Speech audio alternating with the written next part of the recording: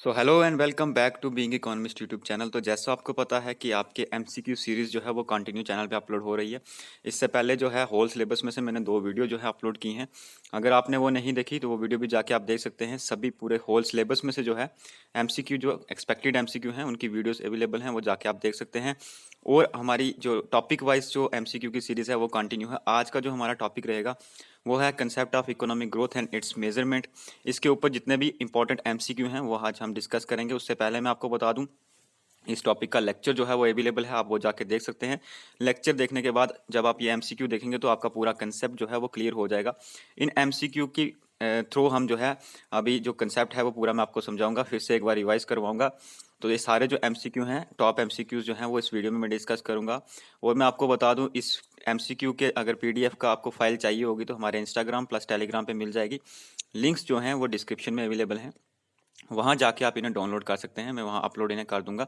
और भी सभी लेक्चर्स के जो नोट्स हैं वो वहाँ पे अवेलेबल हैं, वहाँ जाके जो है उन्हें डाउनलोड कर सकते हैं। लिंक जो है आपको डिस्क्रिप्शन में मिल जाएंगे। सबसे पहला क्वेश्चन जो आपका कंसेप्ट है आज का वो है आपका economic growth and it's measurement वाला।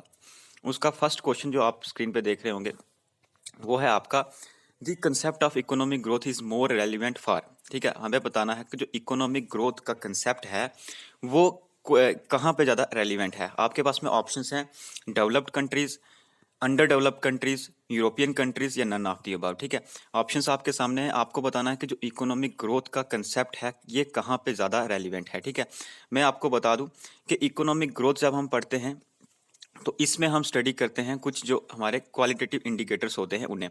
और इसका जो आपका सीधा सीधा जो इसका लिंक अप रहेगा वो रहेगा आपकी डेवलप्ड कंट्रीज के साथ में।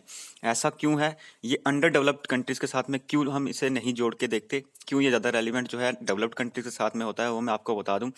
क्योंकि जो डेवलप्ड कंट्रीज होती हैं वो ऑलरेडी अचीव कर चुकी होती हैं हमारी इकोनॉमिक डेवलपमेंट को। ठीक है, उन्हें जो ज़रूरत होती है वो होती है इकोनॉमिक ग्रोथ की। इसलिए जो कंसेप्ट है ये ज़्यादा रेलिवेंट होता है डेवलप्ड कंट्रीज़ में, ना कि अंडर डेवलप्ड कंट्रीज़ में।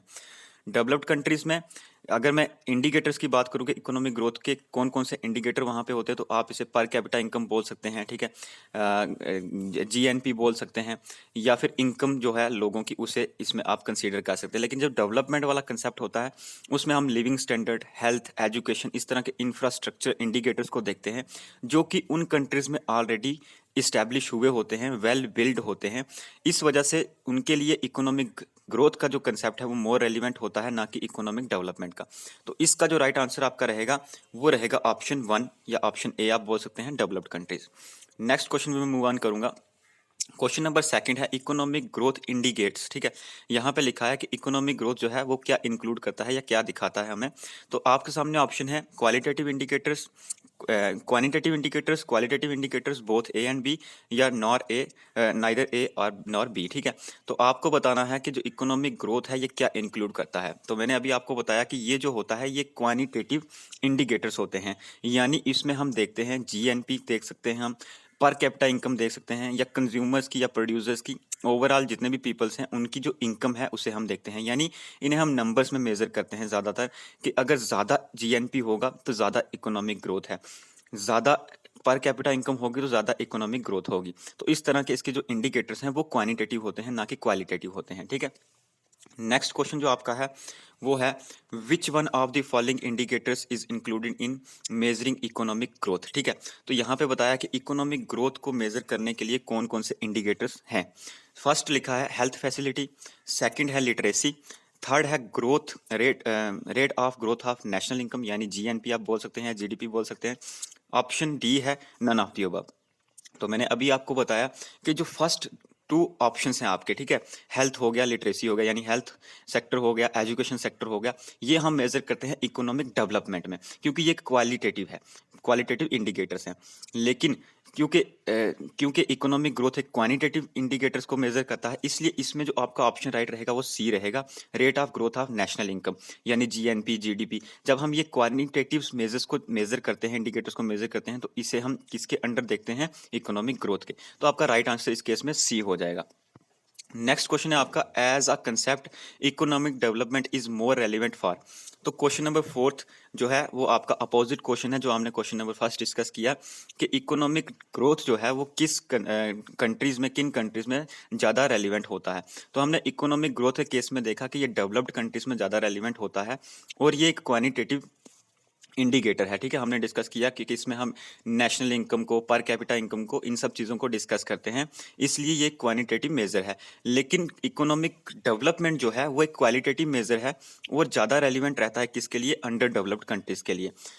और जो इकोनॉमिक ग्रोथ वाला कंसेप्ट है वो ज़्यादा रेलिवेंट रहेगा आपके डेवलप्ड कंट्रीज के लिए। तो इस क्वेश्चन का जो राइट आंसर होगा वो होगा option A, under developed countries के लिए ज़्यादा रेलिवेंट रहेगा क्या, आपका इकोनॉमिक डेवलपमेंट का कंसेप्ट। ठीक है, नेक्स्ट क्वेश्चन है आपका, computer for economic development gave importance to. ठीक है, तो यहाँ पे ये आपकी कंप्यूटर की थ्योरी है, इनोवेशन की थ्योरी। इसमें आपको जब इसमें पढ़ेंगे तो आप देखेंगे कि इसमें उसने ज़्यादा स्ट्रेस जो दिया है वो दिया है इनोवेटर्स पे, यानी एंटरप्रेन्योर पे। ठीक है, इकोनॉमिक कंसेप्ट जो है उसका वो किसके ऊपर ज़्यादा बेस्ड है, इनोवेटर्स के ऊपर। तो इसका आपका जो राइट आंसर होगा वो होगा ऑप्शन डी। ये आपका एक जो थ्योरी है उसके ऊपर से क्वेश्चन आया हुआ है, इकोनॉमिक ग्रोथ की जो थ्योरी है।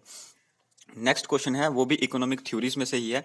नेक्स्ट क्वेश्चन जो आपको दिख रहा है वो है, economic development with unlimited supply of labour is model of development, किसके द्वारा ये दिया गया है। तो आपके सामने ऑप्शन है हिशरमैन, ठीक है, लेविस, रोस्टो, ठीक है, चेनरी। तो इसका जो आपका राइट आंसर रहेगा वो रहेगा सी ऑप्शन। ठीक है, A W लेविस ने जो है इसको इस कंसेप्ट को दिया है अनलिमिटेड सप्लाई ऑफ लेबर, जिसमें उसने ये डिस्कस किया है कि जितनी भी एग्रीकल्चर सेक्टर में हमारी सरप्लस लेबर होगी, ऐसी लेबर जो कि वहाँ पे काम तो कर रही है पर वो प्रोडक्टिविटी उनकी ज़ीरो है, उसे हम ट्रांसफ़र कर सकते हैं इंडस्ट्रियल सेक्टर में। जब हम इंडस्ट्रियल सेक्टर में ट्रांसफ़र करेंगे, उसके ट्रांसफ़र करने से जो एग्रीकल्चर सेक्टर है उसके ऊपर कोई भी जो है, उनकी प्रोडक्टिविटी के ऊपर जो है कोई भी असर नहीं पड़ेगा, और जो इंडस्ट्रियल सेक्टर है वो ज़्यादा डेवलप्ड होगा। तो लेविस के इस मॉडल में जो है इसी चीज़ को डिस्कस किया गया है, जिसका नाम है अनलिमिटेड सप्लाई ऑफ लेबर। इसी तरह डी ऑप्शन जो आप देख रहे हैं, रोस्टो की जो थ्योरी है वो है स्टेजेस ऑफ डेवलपमेंट। ठीक है, इसी तरह से हिशरमैन की जो थ्योरी है वो है अनबैलेंस्ड ग्रोथ थ्योरी। ठीक है, उसमें हम डिस्कस करते हैं कि हमें हर सेक्टर में जो है, हर सेक्टर को जो है एक साथ जो है डेवलप नहीं करना चाहिए, हमें अनबैलेंस्ड ग्रोथ करनी चाहिए। यानी अगर हम एग्रीकल्चर सेक्टर पे इन्वेस्टमेंट कर रहे हैं तो सिर्फ एग्रीकल्चर पे करनी चाहिए एक टाइम पे, उस टाइम पे हमें इंडस्ट्रियल सेक्टर पे ज़्यादा फोकस जो है नहीं करना चाहिए। तो ये अनबैलेंस्ड थ्योरी जो है ये रहेगी हिशरमैन की। तो ये सारे ऑप्शन थे, इसका जो राइट आंसर आपका रहेगा वो रहेगा ऑप्शन सी। ठीक है, लेविस। नेक्स्ट क्वेश्चन है, the classical model of economic development considers. ठीक है, तो यहाँ पे आपको पूछा गया है classical model of economic development. वहाँ से आपको ये पूछ रहा है कि इकोनॉमिक जो आपका डेवलपमेंट का मॉडल है क्लासिकल, उसमें जो है किन चीज़ों को कंसीडर किया गया है। ऑप्शन ए है आपका profit as a incentive to investment. Option B है tendency of profit to decline with the larger capital accumulation. Option C है आपका बोथ ए एंड बी, और डी ऑप्शन है नन ऑफ द अबव। तो मैं आपको बता दूं जो classical model of economic development है उसमें ये बताया गया है कि जो प्रॉफिट होता है वो इंसेंटिव टू इन्वेस्टमेंट है। यानी अगर कोई इन्वेस्टर है वो इन्वेस्टमेंट करना चाहता है तो वो सबसे पहले प्रॉफिट को देखेगा। अगर उसे वहाँ पे प्रॉफिट अवेलेबिलिटी ज़्यादा है, ठीक है, तो उस केस में प्रॉफिट एक्सेप्टेबिलिटी ज़्यादा है, तो उस केस में वो उसे इंसेंटिव है फॉर इन्वेस्टमेंट। यानी वो ज़्यादा इन्वेस्टमेंट तभी करेगा जब उसे किसी इन्वेस्टमेंट में ज़्यादा प्रॉफिट होगा। तो ऑप्शन ए बिल्कुल राइट है। इसी तरह से बी ऑप्शन आप देख रहे हैं कि tendency of profit to decline with the large capital accumulation. इसका ये मतलब है कि जितनी ज़्यादा कैपिटल एक्यूमुलेशन होगी उतना ज़्यादा प्रॉफिट भी होगा, और इसी की वजह से एट द एंड जो है प्रॉफिट डिक्लाइन होगा वो इस तरह से, क्योंकि ज़्यादा से ज़्यादा एम्प्लॉयमेंट बढ़ेगा और ज़्यादा से ज़्यादा वेजेस जो है उन्हें पे करने पड़ेंगे लेबर को, जिसके एट द एंड जो है उनका प्रॉफिट जो है डिक्लाइन होने लगे जाए। तो इस तरह से आपके जो दोनों ए और बी ऑप्शन है दोनों राइट रहेंगे। तो इसका राइट आंसर जो रहेगा सी, बोथ ए एंड बी रहेगा आपका। नेक्स्ट क्वेश्चन है आपका, मर्डल बिल्ड्स हिज थ्योरी। ये भी आपका इकोनॉमिक थ्योरी से क्वेश्चन है। Myrdal builds his theory of economic development around the idea of. ठीक है, तो जो मर्डल की इकोनॉमिक ग्रोथ थ्योरी है उसमें क्या बताया गया है वो आपको बताना है। ठीक है, ऑप्शन ए है आपका regional inequalities on the international plane, regional inequalities on the national plane, both A and B, या नन ऑफ द अबव। तो मैं आपको बता दूं जो मर्डल की इकोनॉमिक ग्रोथ थ्योरी है उसमें उसने ये डिस्कस किया है, अगर कोई एक रीजन जो है वो डेवलप्ड होता है तो दूसरे रीजन में इनइक्वालिटी बढ़ जाती है, ठीक है। इसे उसने बैकवॉश इफेक्ट के साथ में डिनोट किया है, ठीक है। यानी अगर कोई दो रीजन है, अगर एग्जांपल लें, एक रीजन ए है, एक रीजन बी है, ठीक है। तो यहाँ पे जो बी रीजन है, अगर वहाँ पे ज़्यादा इंडस्ट्रियलाइजेशन हो रही है तो इसका इफेक्ट जो है ए पे पड़ेगा। ए जो है वो उसके उसके कंपैरिजन में इनइक्वालिटी जो है उन दोनों के बीच में हो जाएगी। वो इसलिए क्योंकि जहाँ पे इंडस्ट्रियलाइजेशन ज़्यादा होगी, सारे इन्वेस्टर्स जो होंगे या सारी कैपिटल जो होगी वो उसी जगह पे इन्वेस्ट होंगी जहाँ पे इंडस्ट्रीज होंगी। और जो ए रीजन है, जो एक एग्रीकल्चर रीजन है, वहाँ पे जो है वहाँ से सारी लेबर जो है ट्रांसफर हो जाएगी बी रीजन में, सारी कैपिटल जो है वो बी रीजन में ट्रांसफर हो जाएगी, जिसकी वजह से क्या होगा कि जो ए रीजन है वहाँ पे इनइक्वालिटी जो है वो जनरेट होगी। तो इस केस में आपका जो राइट आंसर रहेगा, उसने जो दोनों जो इनइक्वालिटीज को उसमें डिस्कस किया है वो दोनों इंटरनेशनल लेवल पे और नेशनल लेवल पे दोनों पे किया है। तो इस केस में आपका राइट आंसर होगा C, both A and B. ठीक है, नेक्स्ट क्वेश्चन है आपका, economic development is characterised by. तो इकोनॉमिक डेवलपमेंट का क्या मतलब है, हमें वो बताना है। ऑप्शंस हैं आपके, structural change in the economy, option B है change in the occupational structure, और ऑप्शन सी है बोथ ए एंड बी, और ऑप्शन डी है आपका नन ऑफ द अबव।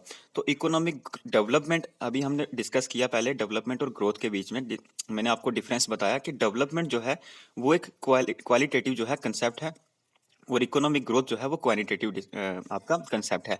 इसका ये मतलब है कि जब एक इकोनॉमी में स्ट्रक्चरल चेंज होंगे, स्ट्रक्चर का मतलब है कि उसके अलग अलग सेक्टर्स में चेंज होगा, या जैसे अगर स्ट्रक्चर की बात करें, सेक्टर्स आप यहाँ पे कंसीडर कर सकते हैं, जैसे हेल्थ सेक्टर हो गया, एजुकेशन सेक्टर हो गया, ठीक है। इसी तरह से आपका पर कैपिटा इनकम होगी। इस तरह के सेक्टर्स को अलग अलग स्ट्रक्चर चेंजेस आएंगे जब इकोनॉमी में, उसे हम इकोनॉमिक डेवलपमेंट बोलेंगे। पर इकोनॉमिक ग्रोथ में हम जो है एक क्वानिटेटिव मेजर देखते हैं कि ओवरऑल इनकम जो है, जीएनपी देख लेते हैं या फिर overall income of the peoples देख लेते हैं, तो वो सारा आपका रहेगा किसमें, इकोनॉमिक ग्रोथ में। तो इस केस में आपका राइट आंसर होगा बोथ ए एंड बी, ठीक है। जब स्ट्रक्चरल चेंज होगा एक इकोनॉमी में या ऑक्यूपेशनल स्ट्रक्चर में जब चेंजेस आएंगी तो उसे हम इकोनॉमिक डेवलपमेंट बोलेंगे। नेक्स्ट क्वेश्चन है आपका, which one of the following explain the term economic development. हमें बताना है कि इन सभी ऑप्शंस में से कौन सी टर्म जो है वो इकोनॉमिक डेवलपमेंट को एक्सप्लेन कर रही है, ठीक है।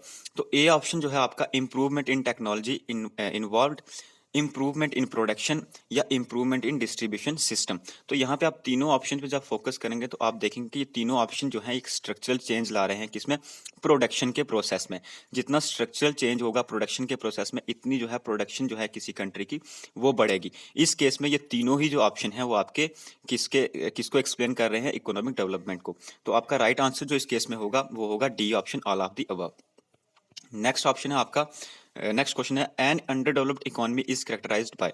हमें बताना है कि अंडर डेवलप्ड इकोनॉमी जो है उसके क्या कैरेक्टरिस्टिक्स हैं। मैंने जब आपको ये लेक्चर जो है पूरा अंडर डेवलप्ड कंट्रीज वाला पढ़ाया था, उसमें ये बताया था कि उसमें कितने उसके सारे कैरेक्टरिस्टिक्स जो हैं वो हमने डिस्कस किए थे। अब यहाँ पे आपके जो कुछ कैरेक्टरिस्टिक्स लिखे हैं, हमें बताना है कि इसमें से कौन सा कैरेक्टरिस्टिक्स जो है वो अंडर डेवलप्ड कंट्रीज का है। ऑप्शन ए है आपका, high per capita real income. Second है आपका, large proportion of labour force in tertiary sector. Option C है आपका, state of deprivation of large proportion of population, और ऑप्शन डी है ऑल ऑफ द अबव। यहाँ पे जब आप फोकस करेंगे तो आप देखेंगे कि फर्स्ट दो ऑप्शन जो आपको दिख रहे हैं ये अंडर डेवलप्ड कंट्रीज के कैरेक्टरिस्टिक्स नहीं है, क्योंकि high per capita real income जो है ये अंडर डेवलप्ड कंट्रीज में नहीं होती, लो पर कैपिटा इनकम होती है अंडर डेवलप्ड कंट्रीज में। सेकंड ऑप्शन है large proportion of labour force in tertiary sector. इसे आप जब देखेंगे तो आपको पता चलेगा कि जो आपकी large proportion of labour force है अंडर डेवलप्ड कंट्रीज में, वो टर्शरी सेक्टर में नहीं होती बल्कि प्राइमरी सेक्टर में होती है, एग्रीकल्चर सेक्टर में होती है। तो सेकंड ऑप्शन भी जो है आपकी वो कैरेक्टरिस्टिक्स नहीं है अंडर डेवलप्ड कंट्रीज की। ऑप्शन सी जो है ये आपका कैरेक्टरिस्टिक्स है किसका, अंडर डेवलप्ड कंट्रीज का, कि state of deprivation of large proportion of population. कि जो एक लार्ज प्रोपोर्शन ऑफ पॉपुलेशन होती है वो एक ऐसी स्टेट में होती है कि वो पॉवर्टी को फेस कर रही होती है। तो ऑप्शन सी जो है वो हमारी कैरेक्टरिस्टिक्स रहेगी अंडर डेवलप्ड कंट्रीज की, ठीक है। तो इस केस में आपका राइट आंसर होगा ऑप्शन सी। नेक्स्ट क्वेश्चन है, scarcity of capital, technological backwardness and unemployment are generally found in. हमें यहाँ पे कुछ कैरेक्टरिस्टिक्स लिखे गए हैं, जैसे कि स्कैरसिटी ऑफ कैपिटल, ठीक है, टेक्नोलॉजिकल बैकवर्डनेस या फिर अनएम्प्लॉयमेंट। हमें ये पूछा जा रहा है कि ये सारे कैरेक्टरिस्टिक्स कहाँ पे पाए जाते हैं या कहाँ पे फाउंड होते हैं, ठीक है। तो आपके सामने ऑप्शन है developed countries, under developed countries, both, या फिर डी ऑप्शन है नन ऑफ दी अबव। तो यहाँ पे आप अब देखेंगे तो आपको पता चलेगा कि ये जो कैरेक्टरिस्टिक्स हैं ये सारे किसके हैं, अंडर डेवलप्ड कंट्रीज के, ठीक है। अंडर डेवलप्ड कंट्रीज में बैकवर्डनेस होती है टेक्नोलॉजी की, स्कैर्सिटी होती है कैपिटल की, और अनएम्प्लॉयमेंट जो है वहां पे होता है। इस केस में आपका राइट आंसर रहेगा ऑप्शन बी। नेक्स्ट क्वेश्चन है आपका, which one of the following denotes and under developed economies. आपको बताना है इनमें से कौन से ऑप्शन जो है डिनोट करते हैं अंडर डेवलप्ड इकोनॉमीज को, ठीक है। ऑप्शन ए जो है आपका वो है high level of inequalities, option B low level of capital productivity, option C relatively closed economy, ठीक है। तो यहाँ पे जब तीनों ऑप्शंस आप देखेंगे तो ये तीनों ऑप्शंस ही जो हैं कैरेक्टरिस्टिक्स हैं किसके, अंडर डेवलप्ड कंट्रीज के। हाई लेवल ऑफ इनइक्वालिटी होती है यानी रीजनल इनइक्वालिटी होगी, ठीक है, सेक्टरल इनइक्वालिटी होगी, ठीक है, इनकम में जो भी होगी उसमें भी इनइक्वालिटी आपको मिलेगी, ठीक है। एक सेक्शन जो होगी उसके पास में बहुत ज्यादा इनकम होगी, दूसरी सेक्शन के पास में बहुत कम इनकम होगी। तो इस तरह से जो है इनइक्वालिटी जो है हर एक ग्राउंड में आपको मिलेगी अंडर डेवलप्ड कंट्रीज में। और second option low level of capital productivity, यानी जो कैपिटल वहां पे यूज हो रही होती है, मशीन प्लांट्स या कुछ भी, वो जो है उनकी प्रोडक्टिविटी जो है काफी कम होती है, ठीक है, यानी वो इनएफिशिएंट होते हैं। ऑप्शन सी जो है रिलेटिवली क्लोज्ड इकोनॉमी का ये मतलब है कि जो उनका इंटरनेशनल ट्रेड होता है वो इतना स्ट्रॉन्ग नहीं होता है, वो रिलेटिवली जो है क्लोज्ड इकोनॉमी जो है होती है। तो ये तीनों ऑप्शन ही जो है आपके वो डिनोट करते हैं कि इसको अंडर डेवलप्ड कंट्रीज को। तो ऑप्शन डी जो है इसका राइट आंसर होगा, all of the above. Next question है आपका, capital formation in underdeveloped countries is major bottleneck, the reason can be, ठीक है। हमें बताना है कि कैपिटल फॉर्मेशन जो है अंडर डेवलप्ड कंट्रीज में और एक मेन रीजन है जो काज करता है कि उनकी ग्रोथ जो है नहीं हो पाती, ठीक है, एक मेजर बॉटल नेक है।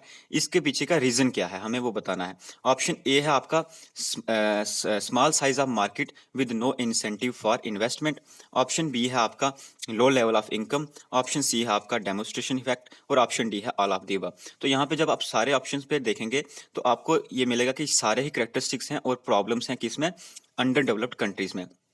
इस केस में आपका जो ऑप्शन होगा वो ऑप्शन डी होगा, ऑल ऑफ द अबव, ठीक है। जो आपकी अंडर डेवलप्ड कंट्रीज होती हैं वहां पे स्मॉल साइज होता है मार्केट का और इन्वेस्टमेंट का इंसेंटिव बहुत कम होता है, यानी प्रॉफिट की जो एबिलिटी होती है बहुत कम होती है, ठीक है। प्रॉफिट एक्सपेक्टेशन जो होंगी बहुत कम होंगी, जिस वजह से इन्वेस्टमेंट का इंसेंटिव जो है नहीं होता। इसी तरह से लो लेवल ऑफ इनकम भी रहेगा, और इसका ऑप्शन जो है आपका राइट होगा डी, ठीक है, all of the above. Next question है आपका, consider the following statement and identify the right one, ठीक है। आपको बताना है कि इनमें से कौन सी स्टेटमेंट जो है वो राइट है। स्टेटमेंट फर्स्ट है आपकी, high level of capital output ratio indicates efficient use of capital, और स्टेटमेंट बी है आपकी, it reflects the productivity of capital in the economy.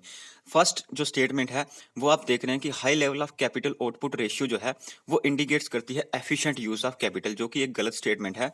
अगर high level of capital output ratio होगी तो इसका मतलब है कि उनका यूज जो है इनएफिशिएंट हो रहा है, ना कि एफिशिएंट हो रहा है। इससे मैं आपको एक एग्जांपल से अगर समझाऊं तो लाइकवाइज आपने कैपिटल जो है, पहले आप यहाँ पे कैपिटल आउटपुट रेशियो लेंगे, तो कैपिटल अगर आपने 3 यूज की है और आउटपुट आपको 2 मिल रहा है, ठीक है, तो इसका मतलब है इसकी रेशियो हुई 3:2, ठीक है। तो इस रेशियो में अगर आप 3 कैपिटल लगा के 2 यूनिट जो है प्रोड्यूस कर रहे हैं, इसी तरह से अगर आप 1 कैपिटल लगा के 2 यूनिट जो है वो प्रोड्यूस करते हैं, यानी 1:2 रेशियो रहेगी। तो यहाँ पे आपकी जो ये 1:2 रेशियो है ये ज्यादा इफेक्टिव रहेगी, ना कि जो 3:2 रेशियो है ये ज्यादा इफेक्टिव रहेगी। यानी अगर कम कैपिटल आउटपुट रेशियो है वो ज्यादा एफिशिएंट होती है, ना कि हाई लेवल ऑफ जो कैपिटल आउटपुट रेशियो होगी वो एफिशिएंट होगी, क्योंकि यहाँ पे कैपिटल 3 यूज हो रही है पर आउटपुट जो आ रहा है वो 2 आ रहा है, ठीक है। यहाँ पे सिर्फ हम 1 कैपिटल यूज करके उसका आउटपुट जो ले रहे हैं वो 2 ले रहे हैं, 2 यूनिट। तो इस केस में हमने ये देखा कि हाई लेवल ऑफ जो कैपिटल आउटपुट रेशियो है वो जो है एफिशिएंट नहीं होती बल्कि इनएफिशिएंट होती है, और यहाँ पे लिखा गया है high level of capital output ratio indicates efficient use of capital. It means जो आपकी फर्स्ट स्टेटमेंट है वो राइट नहीं है, ठीक है। जो सेकंड स्टेटमेंट है वो आपको बता रही है it reflects the productivity of capital in the economy, ये बिल्कुल राइट आपकी स्टेटमेंट रहेगी कि जो हमारी ये कैपिटल जो प्रोडक्टिविटी ऑफ कैपिटल है या फिर कैपिटल आउटपुट रेशियो है ये हमें क्या रिफ्लेक्ट करती है कि किसी कैपिटल की एक इकोनॉमी में क्या प्रोडक्टिविटी है। तो आपकी सेकंड स्टेटमेंट राइट होगी। इस केस में आपका ऑप्शन बी होगा, ओनली सेकंड ऑप्शन जो है, ओनली सेकंड स्टेटमेंट जो है वो राइट रहेगी। नेक्स्ट क्वेश्चन है आपका, consider the following statement and identify the right one. यहाँ पे भी आपको दो स्टेटमेंट दी गई हैं और दोनों इस बार जो है आपकी कैपिटल आउटपुट रेशियो से, जैसे हमने प्रीवियस क्वेश्चन में देखा। तो यहाँ पे लिखा है कि capital output ratio is relatively low and labour intensive, ये बिल्कुल राइट स्टेटमेंट है। और यहाँ पे इस केस में आपकी दोनों ही स्टेटमेंट जो है राइट हो जाएंगी। एक कैपिटल इंटेंसिव की एग्जाम्पल ली गई है और एक लेबर इंटेंसिव की, तो इस केस में आपका सी ऑप्शन जो है वो राइट होगा।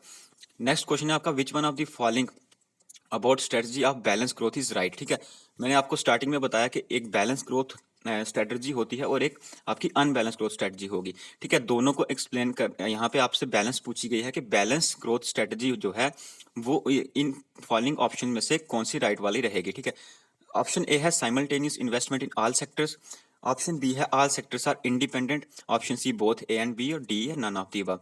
तो आपका जो इसमें मैंने आपको बताया कि बैलेंस ग्रोथ जो आपका मॉडल होता है उसमें हम जो है सभी सेक्टर्स को एक साथ ग्रोथ करते हैं। तो आपका राइट आंसर जो होगा, फर्स्ट आप देख रहे हैं कि simultaneous investment in all sectors. ठीक है, यानी जब सभी सेक्टर्स आपके एग्रीकल्चर सेक्टर हो सकते हैं, इंडस्ट्रियल सेक्टर हो सकता है, लेबर मार्केट हो सकता है, कैपिटल मार्केट हो सकता है, या कोई भी सेक्टर हो सकता है, एजुकेशनल, ठीक है, हेल्थ। तो इन सब में जब हम साइमल्टेनियसली इन्वेस्टमेंट करते हैं, यानी सबको एक साथ जो है सब में इन्वेस्टमेंट करते हैं, सबकी एक साथ ग्रोथ करते हैं, तो उसे हम बोलते हैं बैलेंस ग्रोथ मॉडल। ठीक है, तो इस केस में आपका राइट आंसर रहेगा ऑप्शन ए। नेक्स्ट क्वेश्चन है आपका, which one of the following about strategy of unbalance growth is right. तो हमें अब बताना है कि अनबैलेंस ग्रोथ के लिए कौन सी स्टेटमेंट जो है वो राइट रहेगी। फर्स्ट लिखा है deliberate imbalance in favour of some sectors, या simultaneous investment in all sectors, option C है बोथ ए एंड बी, और डी है नन ऑफ द अबव। तो इस केस में आपका राइट आंसर रहेगा ए, यानी deliberate imbalance in favour of some sectors. ठीक है, हम कुछ सेक्टर्स में डेलिब्रेटली जो है इम्बैलेंस जो है इन्वेस्टमेंट करते हैं। यानी अगर हमें एग्रीकल्चर में इन्वेस्टमेंट करना है तो सिर्फ एग्रीकल्चर में करेंगे, इंडस्ट्रियल सेक्टर में उस टाइम पे हम पे जो है इन्वेस्टमेंट नहीं करेंगे। अगर हेल्थ में करना है तो सिर्फ हेल्थ में करेंगे, उस टाइम पे हम एजुकेशन सेक्टर में जो है इन्वेस्टमेंट नहीं करेंगे। तो यानी इम्बैलेंस इन्वेस्टमेंट करते हैं हम सम सेक्टर्स में। तो इस केस में आपका राइट आंसर रहेगा ऑप्शन है। तो ये थे आपके कुछ जो आपके एमसीक्यूज थे आपके, ठीक है, इकोनॉमिक ग्रोथ और डेवलपमेंट को लेके, और आपकी अंडर डेवलप्ड और अंडर डेवलप्ड कंट्रीज के बारे में। ठीक है, होप ये जो आपके एमसीक्यू हैं, इससे जो आपके टॉपिक्स हैं वो रिवाइज हुए होंगे। इसी तरह की एमसीक्यू सीरीज जो है वो कंटिन्यू चैनल पे आएगी, चैनल आप सब्सक्राइब कर सकते हैं। प्लस इस वीडियो को जो है सभी फ्रेंड्स के साथ में अपने आप जरूर शेयर करें। Thank you.